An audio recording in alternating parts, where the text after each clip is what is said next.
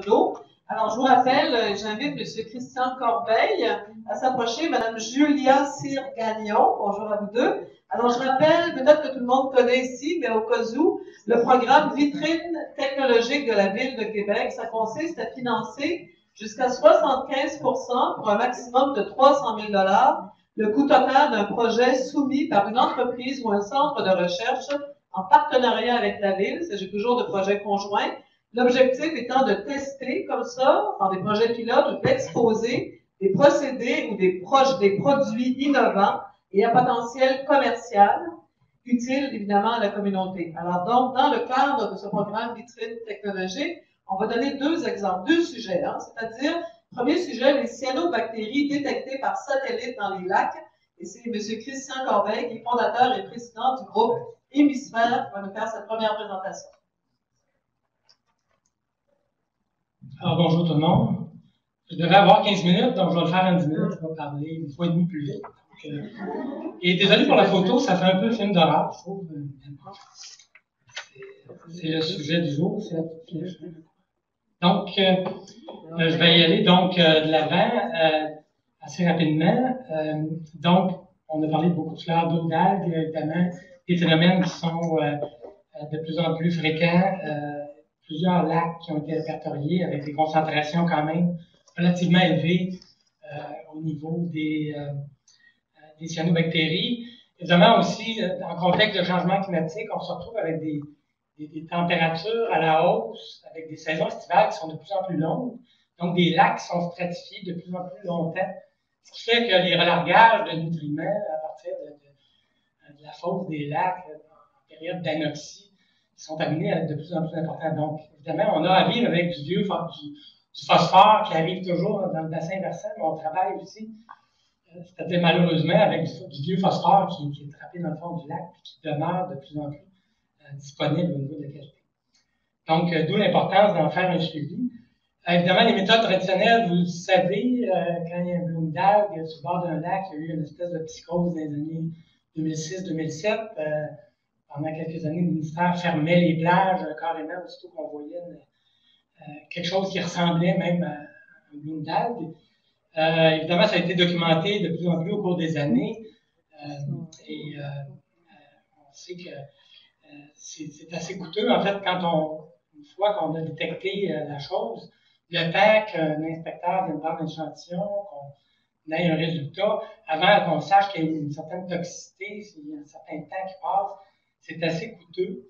Et ces phénomènes-là, évidemment, varient beaucoup dans le temps, dans l'espace.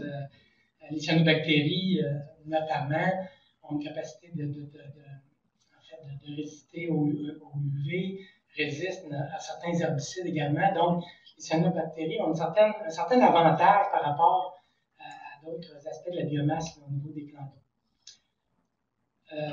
On parle un peu de télédétection, évidemment, je ne m'étendrai pas trop longtemps là-dessus, mais de plus en plus, on se retrouve avec une disponibilité d'images satellitaires gratuites des agences spatiales, notamment la NASA, l'Agence spatiale canadienne, rendent disponibles des images qui autrefois coûtaient les yeux de la tête.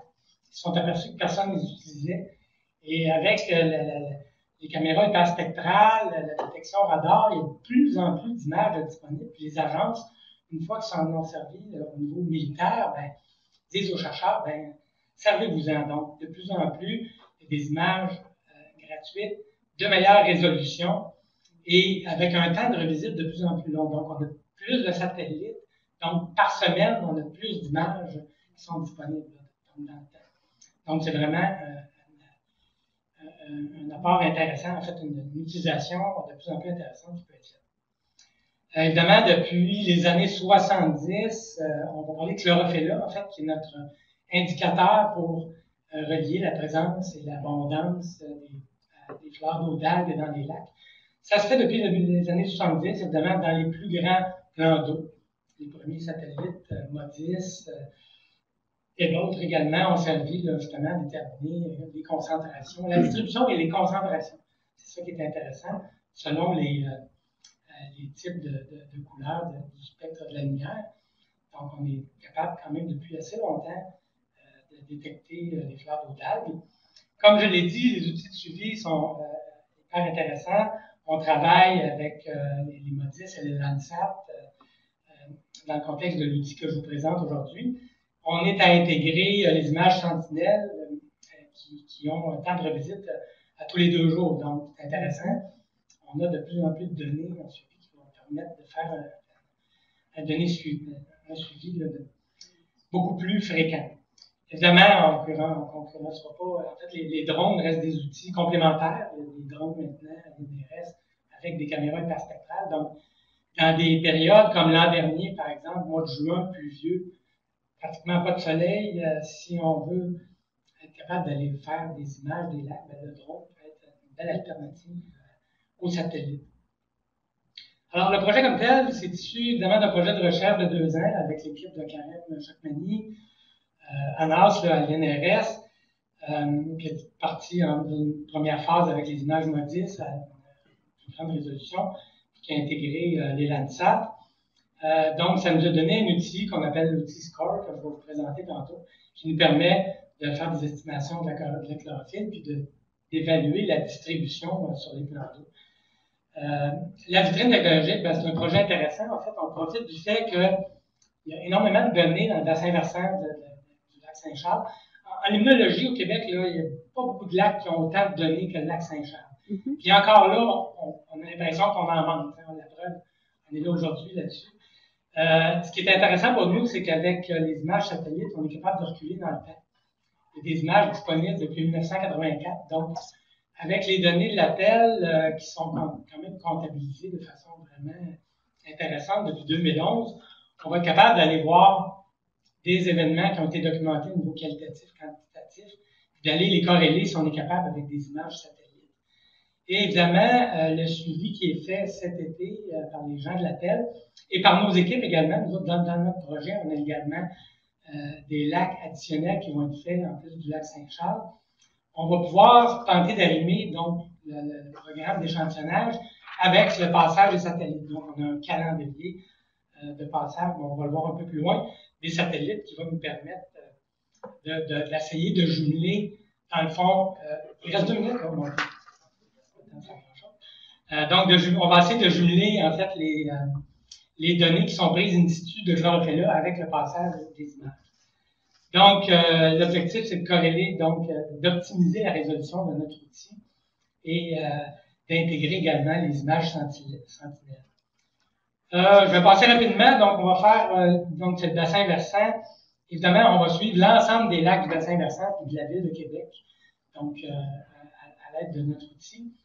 Et il y a une dizaine de lacs sur lesquels on va aller faire des relevés supplémentaires. Donc, certains lacs, il n'y a pas beaucoup de données. Donc, le projet va servir notamment à travailler au niveau d'autres indicateurs que la chlorophylle. Donc, on va regarder les nutriments, on va faire des profils température, oxygène.